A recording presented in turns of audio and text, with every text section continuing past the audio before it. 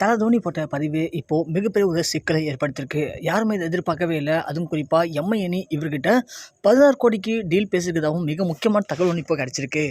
IPL 2024க்கான 7ஆம் வழியாக முடிஞ்சிச்சு. இருந்தாலும் கூட இப்போ ஒரு சில சட்ட சிக்கல்கள் சிஎஸ்கே அணியில் போயிட்டுருக்கு.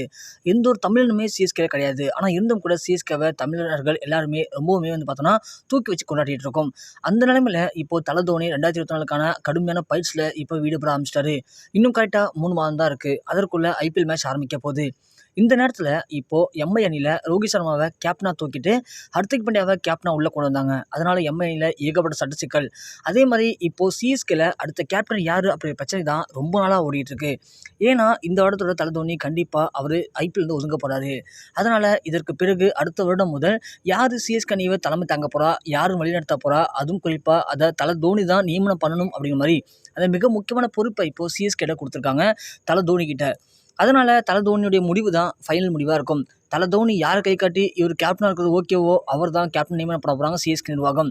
அது மட்டும் இல்லாமல் தொடர்ந்து சிஎஸ்கே பயிற்சியாளராகவோ இல்லை ஒரு வெண்டராகவோ தல தோனி அந்த டீமில் இருக்க தான் போகிறாரு.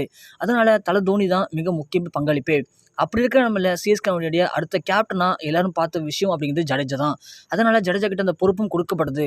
ஆனால் அந்த டைமிங்கில் ஜடேஜா அதை சரியாக நிர்வகிக்க முடியல. அதனால் மீண்டும் அந்த பொறுப்பு தல தோனிக்கிட்டே வந்துருச்சு. அதற்கு பிறகு பல இடங்களில் ஜடேஜா தன் திறமை நிரூபித்தாலும் கூட அவர் பக்கம் அந்த கேப்டன்ஷிப் அதை கொடுக்கறதுக்கு தல தோனிக்கு நம்பிக்கை வரல. அதனால் இந்த வருடம் அவர் என்ன சொன்னார் அப்படின்னா, கண்டிப்பாக இந்த வருடம் நான் நல்ல ஒரு பிளேயரை கேப்டனாக நியமனம் பண்ண போகிறேன் அப்படின்னு சொல்லி போன வருடமே பென் ஸ்டோக்கை உள்ளே கொண்டு வந்தாங்க. ஆனால் பென் ஸ்டோக் காயம் காரணமாக வெளியேறிட்டார். அதன் பிறகு பென் ஸ்டோக்கை ஒட்டுமொத்தமாக கழட்டி விட்டுட்டாங்க. இப்போது அடுத்ததாக ரச்சின் ரவீந்திராவை உள்ளே கொண்டு வந்திருக்க தல தோனி. அது மட்டும் இல்லாமல் ரச்சின் ரவீந்திரா இல்லைனா ருத்ராஜ் கேக்வாத் இந்த 2 பேரில் ஒரு ஆள் தான் இந்த வருடம் யார் சூப்பராக ப்ளே பண்ணுறாங்களோ நல்ல பர்ஃபார்மன்ஸ் பண்ணுறாங்களோ அவங்க 2 பேரில் ஒரு ஆளை கேப்டனாக நியமனம் பண்ண போகிறதா தல தோனி முடிவு பண்ணியிருக்கலாம்.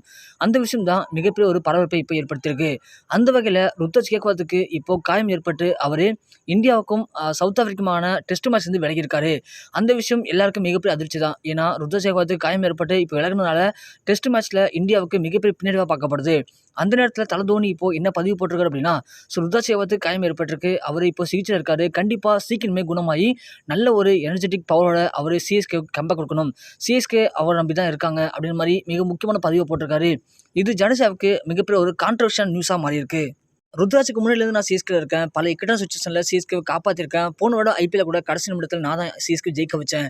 ஆனால் அப்படி இருக்கும்போது அந்த கேப்டன்ஷிப் பதவியை எனக்கு கொடுக்கணும் அப்படிங்கிறது இது வரைக்கும் யாருக்கும் தோணவே மாட்டுது. ஒரு வாட்டி கொடுத்தீங்க, அப்போ ஏதோ ஒரு சட்ட சிக்கல் என்னால் சரியாக பர்ஃபார்மன்ஸ் பண்ண முடியாமல் போனது. அதற்காக அது அப்படியே விட்டுறக்கூடாது. ஸோ இந்த கேப்டன்ஷிப் தானாக எனக்கு வரும்னு நினச்சேன். ஆனால் போன போக்க பார்த்தா அந்த கேப்டன்ஷிப் எனக்கு வராது போல். ஒன்று எனக்கு இந்த வருடம் கேப்டன்ஷிப் பதவி எனக்கு தான் சொல்லி கன்ஃபார்மாக சொல்லுங்கள், இல்லைனா நான் சிஎஸ்கே வந்து விலகிடுவேன் அப்படிங்கிற மாதிரி பேசியிருக்காரு. இந்த விஷயம் எம்ஐ அணிக்கு தெரிஞ்சு எம்ஐ அணி இப்போ ஜடேஜாவை 16 கோடிக்கு புக் பண்ண போகிறதா மிக முக்கியமான தகவல் கிடைச்சிருக்கு. எம்ஐ அணி ஏற்கனவே இப்போ ரோஹித் சர்மாவை கழட்டி விடுற முடிவுக்கு வந்துட்டாங்க. அதன் காரணமாக ரோஹித் சர்மாவை கழட்டி விட்டுட்டு அதற்கு பதிலாக ஜடேஜாவை உள்ளே கொண்டு வரலாமா அப்படிங்கிற அளவுக்கு அவங்க இப்போ சொல்லி திட்டம் திட்டிட்டு இருக்காங்க. அதற்கான பேச்சுவார்த்தை கூட ஜடேஜா கிட்ட போயிருக்கு இப்போது. அதனால் ஜடேஜா கன்ஃபார்மாக அடுத்த வருடம் சிஎஸ்கேவோட கேப்டனாக நான் இருப்பேனா அப்படிங்கிறது உறுதிப்படுத்த போகிறாராம். அப்படி இல்லாத பட்சத்தில் கண்டிப்பாக அவர் இந்த மேட்ச்சில் ஏதாவது காயம் அப்படிங்கிற மாதிரி வெளியேறிட்டு அதற்கு பிறகு அடுத்த வருடம் எம்ஐல சேரப்படவும் மிக முக்கியமான தகவல் கிடைச்சிருக்கு.